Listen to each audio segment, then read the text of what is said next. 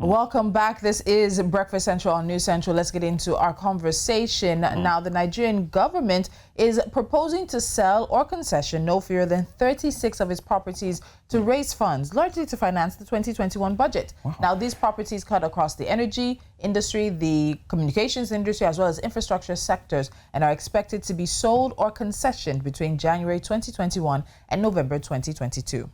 Well, a document submitted to the National Assembly by the executive and it was titled the NCP approved 2021 work plan. Now, it disclosed the names of the projects, the sales strategy and the duration of the process, as well as the cost of the properties. Now, top among these properties are the Abuja Environmental Protection Board, that's the AEPB, the Abuja International Conference Center, the ICC, and some unnamed refineries. Now, the Transmission Company of Nigeria, TCN, and Abuja Water Board, Nigerian Film Corporation, amongst others. Now, the government decision to sell or concession these properties is to help, fund a 13.5 trillion naira budget, according to, for the Buhari administration, which was released back in December 2020. Now, there are, however, different sales strategies for the properties. While some are core investor sales, a few others are for share sales, some are for concessioning, and others for full or partial commercialization. Now, this is not the first time the idea of selling national assets has come up. Is this a reasonable path for Nigeria to take? What happens with the next budget cycle? Financial analyst and founder Araba Tunji Andrews is attempting to join us. Technology is not on our side apparently this morning, but we definitely will get him in now. So Tunji, good morning to you. Good morning. Good morning. All right, let's get straight to it. Which side of the divide are you on? By definition, an asset is basically a useful or valuable thing, or in some instances, a person. How useful or valuable to Nigeria have some of these national assets actually been?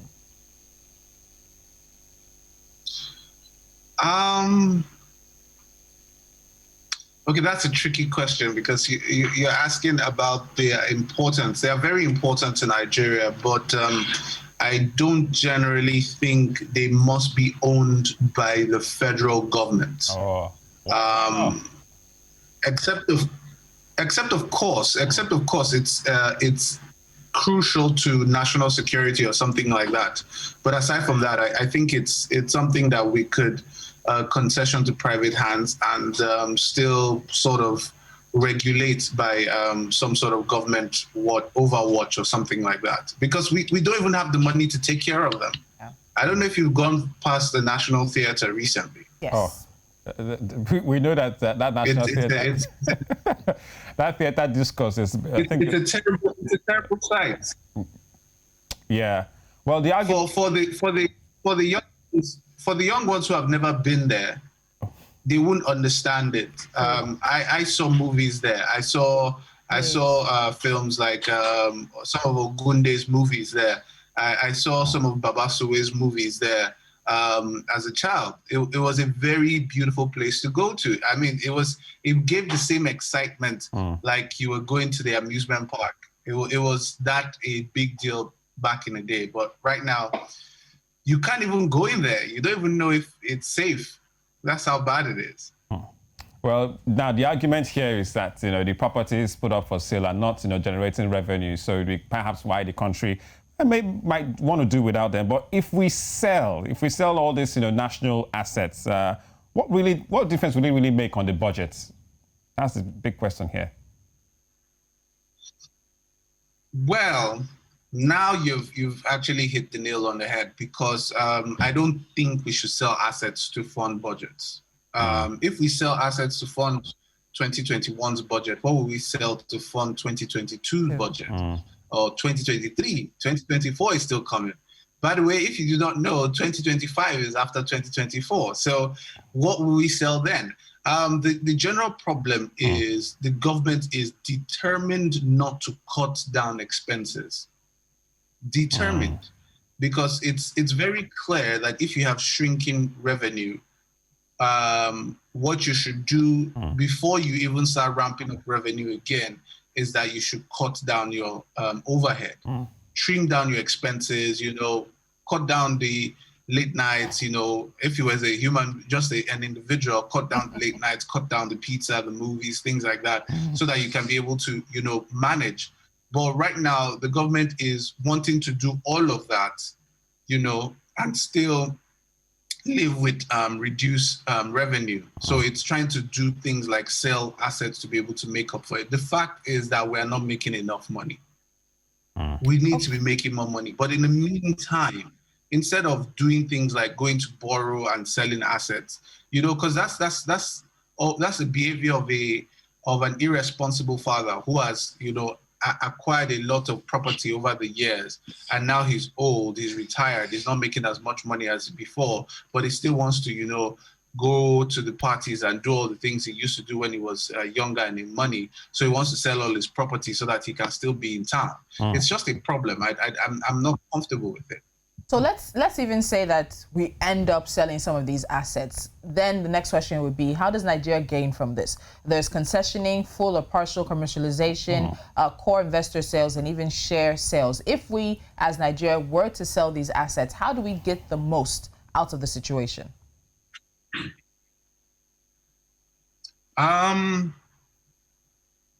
So the general thing is, looking at previous assets, they've not been sold with trying to preserve heritage in mind.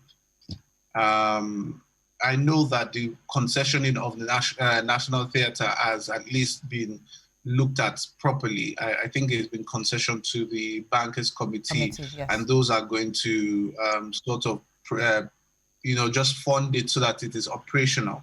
But with the other things, I worry, because there's nothing saying that the person can't rename it. There's nothing saying the person who takes it over, the company who takes it over, cannot redo it or change the focus or, make it something else. And, this is our heritage. This is our history.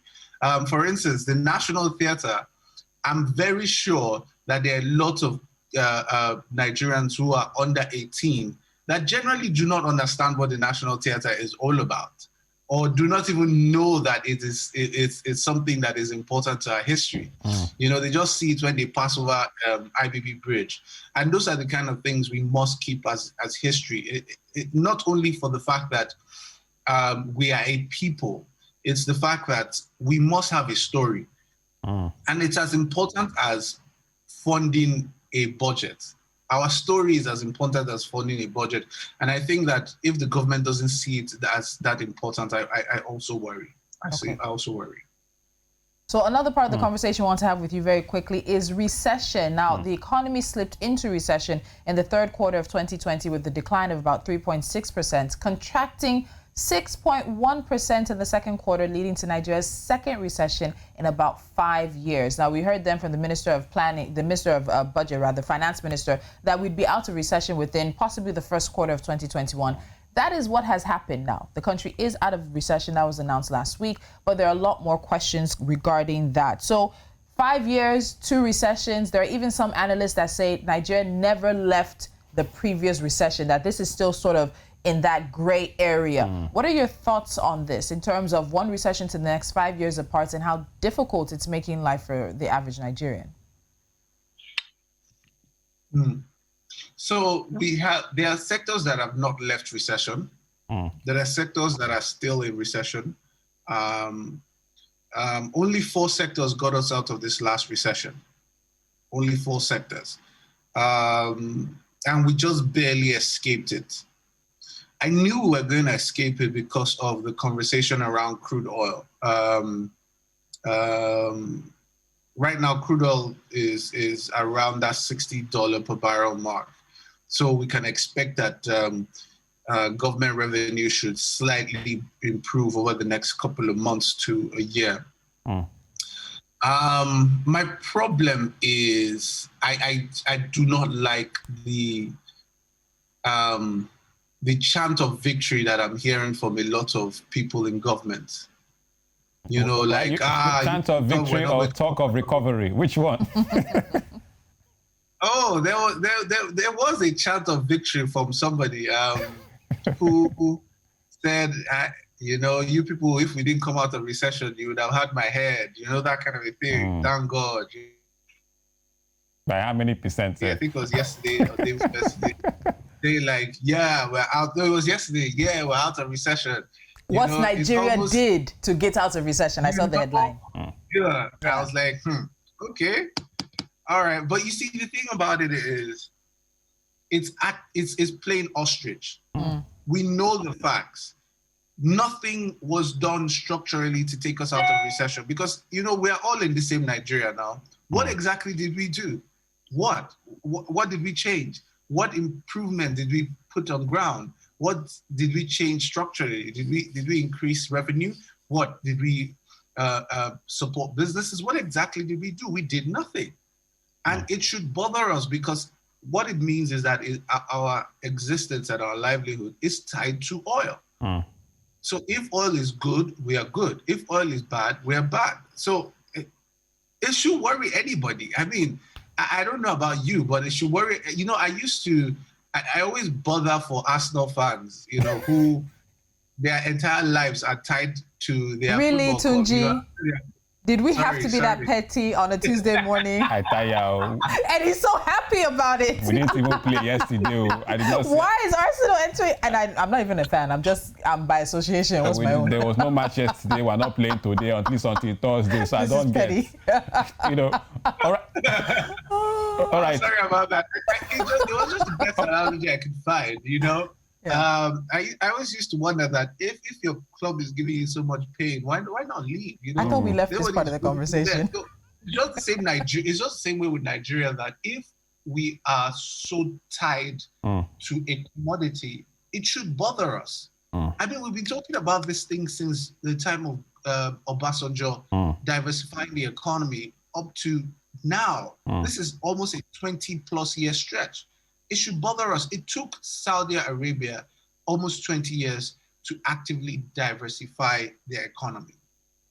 We have not even really started, you know.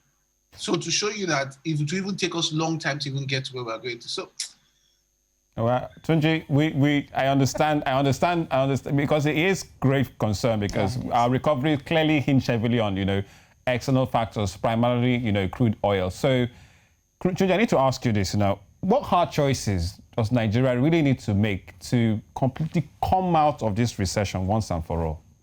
And get us to a path of growth. Because if you look at our population growth, 2.6, 2.9%, with our GDP growth, 2.2%, we're not growing our economy to match the growth of our population year on year. It's just not it. What are the hard choices? So the way to get Nigeria running, at least on the smaller scales, is to think large scale, to think scale, basically in the context of scale. And I'll explain what I mean by context of scale. So Nigeria is producing 7,000 plus megawatts of power, of electricity. And every time we try to increase it by 1 megawatt, 2 megawatt, 3 megawatts, by the rule of thumb, the global standard is that 1 million people to 1,000 megawatts is the global rule of thumb. So basically we should have, by our 200 million people, we should have 200,000 megawatts as what is effectively available in Nigeria. But if we had even like 70,000 megawatts active in Nigeria, what it would do is that it would effectively attract big industries to be able to come into Nigeria, knowing that we have the kind of power to be able to power their industries. I'm talking about mines, I'm talking about large factories, those ones that really consume power. You can only attract them if you show them that you have what can supply their electricity needs. They won't come in thinking they're going to use generator for the rest of their lives. It's not just going to happen. Scale, water. Lagos State is surrounded by large bodies of water, but Lagos State seems not to have running water in Lagos State. Thinking scale, Dubai did the same thing. In fact, Dubai has salt water around it, but it built a massive water desalination plant to be able to run running water through Dubai. We should have that kind of scale. All these things, and there are many projects like that across the entire economy, which will be able to, one, give jobs, give money, and be able to, boost the economy a lot. All right, Tunji, you've given us a bunch of things, food for thought, aside from the arsenal pettiness that somehow creeps into this conversation. But as usual, we have to say a very big thank you for you joining us. We don't know if the approval of selling some national assets will scale through the National Assembly, but we'll be following that closely as well. And there's other parts of the conversation. How many assets do we have to sell? And when we finally sell them, but as Yoruba people say, our eyes will clear. Is it not so? But Tunji Andrews, thank you so much for joining us. We'll see you next time. Thank you for having me. All right. I don't why. Why did somebody who's watching who's an Arsenal fan would just feel like they took shots for nothing? No, because I like to use he uses an analogy. Yes, because if you're just like an Arsenal fan, you're always hinged on your club trying to make the top four. No, I'm not an Arsenal fan. I'm saying it as it affects me now. All right.